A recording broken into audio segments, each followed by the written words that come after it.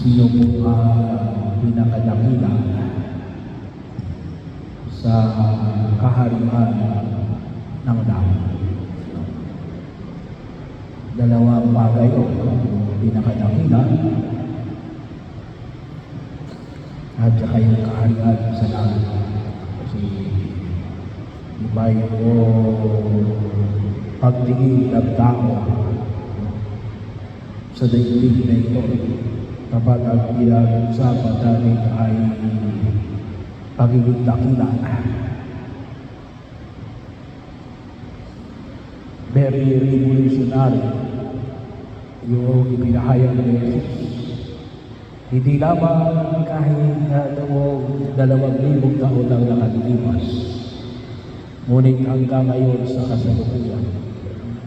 Kasi bata, anong alam ng bata? Kapag kung tayo ay hindi sinasali ang bata, lalo na 2,000 years ago, hindi talaga sinasali ang bata. Wala pakialam ang bata. Mabuti na lang ngayon, mayroon na tayo ngayong karapatan ng bata. Kaya may mga batas tayo ngayon na nangangalaga sa paglabag ng karapatan ng mga bata. Kaya bahagi yun na kulinya mo lagi mabigat yung pagaya na pinahayag sa Jesus. Kanyang paniwagang na pagkilig sa bata bilang pinakadakila. Hindi ka sinabi ni Jesus, yung pinakadakila, yung malaking ibinigay sa simbahan. Yung pinakadakila, yung maraming natulungan ng mga may hirap. Yung dakila ay yung maraming lupa. Yung dakila ay yung maraming titulo na pinanghahawakan. Mga titulo ng lupa o titulo ng kanyang pinag-aralan. Yan yung mga inilalagay natin sa tarpaulin, no? Na kinakong-congratulate natin. Siguro sa pamantayan ng daigdig na ito. Pero iba yung pamantayan sa langit. Kaya nga kuminsan, ito ay very highlighted sa aming pananampalataya, kaya lang baka hindi natin masyadong nabibigyan ng pansin. No? Kasi kuminsan ang binibigyan natin ng pansin ay rin pamantayan ng tao. No? Bahagi yun. Kaya po sa amin napakalakas yung patronage system. No? Yung patronage system, bata-bata. Kapag bata ka nito, malakas ka. Bata ka nito. So, bahagi yun. Dinadala ka ng isang taong may kapangyarihan, may kayamanan, o itinutuloy natin may tawag ito ay may affiliation sa lipunang ginagalawa namin. Pero kay Jesus, alin yun? Pagiging bata.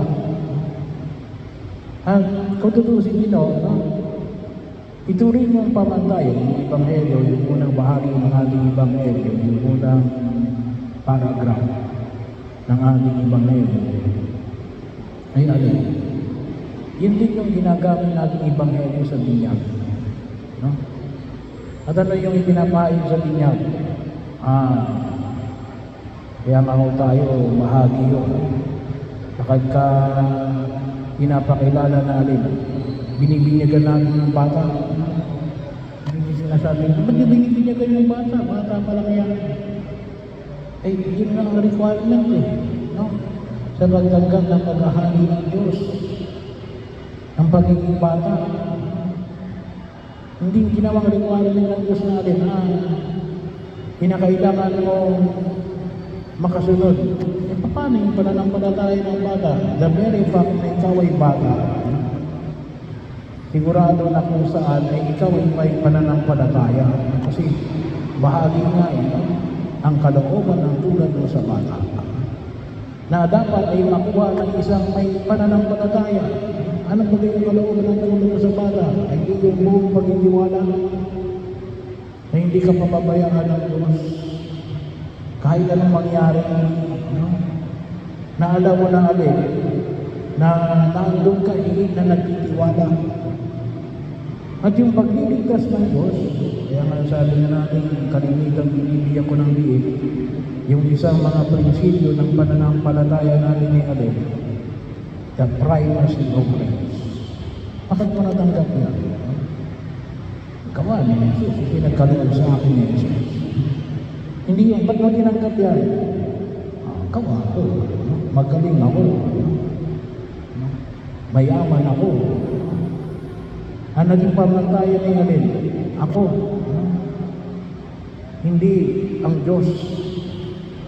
Kaya kapag sinabi natin, kalooban ng tulad ng sa bata, bahagi yun ng pamantayan ay ang pagkilos ng pagiging katulad ng sa bata na walang ibang binibigyan ng pagpapahalaga kundi ang kanyang pagtitiwala sa Diyos na hindi siya pababayaan saan man siya dalhin, ano man ang kanyang gawin, ay alam niyo hindi siya mapapahamak sapagkat kasama niya ang Diyos. So parang yun ako sa naman, makita natin ito kaya, hindi na kinakailangan binyagan pa ulit kahit hindi bininyagan ng baka. Biro mo yun, bahagi yun, na binigyan ng liit, kinikilala kahit na noong pangsimula ng ating pananampalataya ang alin, ang kahalagahan ng pagiging bata. Bilang alin, bilang pinakadakila sa harapan ng Diyos. Kaya, pinaglilibay nito yung alin, pagtitiwala at kababaan ng kalooban. Yun ang hindi na mahalaga. Na makita natin yung ako kahit na anong mga santo at santa na binibigyan natin ng pagninilay, hindi sapagkat may ginawa sila. Yung paggawa nila yun prutas na lamang, prutas ng alin, ng kanilang kababaang loob at ng kanilang pagtitiwala sa Diyos. Bakit?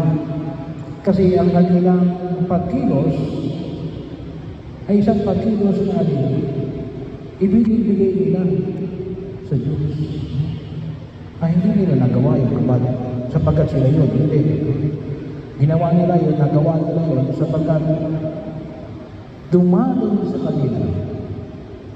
O kung tawagin, hinayaan nila na dumalong sa kanila ang biyaya ng Diyos at kinikilala nila yung pagdalo na yun ng Diyos sa kanilang buhay. Nagkataon lamang na alin sa kanilang pinadalo. Pero yung pagtingin na alin, hayaan na dumaloy ang biyaya ng Diyos sa akin man na sa iba. Hindi yung alin, kinakailangan sa akin dumaloy ang biyaya ng Diyos. Hindi ganon. Kaya ang lalabas na ikaw. Ikaw ang nasa sentro, hindi si Jesus. Kaya ito yung ilulong natin sa harapan ng puno ni Kapal. Kasi baka akala natin ay ang pamantayan ng tao ay yung pamantayan ng Diyos. bahagi ito na kung saan ay huwag natin kalimutan. Kaya nga kung minsan nalilingatan natin na baka mamaya yung pagkilos ng simbahan ang binibigyan natin ng pagpapahalaga yan yung pamatayan ng tao. Kasi baka ang nakita natin kapag narito ang tao nito, hindi. Makita natin na itong tao nito ay ginamit ng Diyos.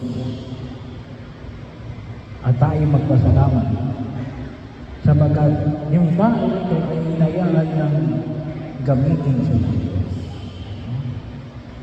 Kaya bahagi nito ng pagtugon natin na sa ganitong klase ng kalinangan at kaisipan na makita natin hindi ang sabihin natin ang makitang kumikilos, ngunit ang makitang kumikilos ay ang Diyos.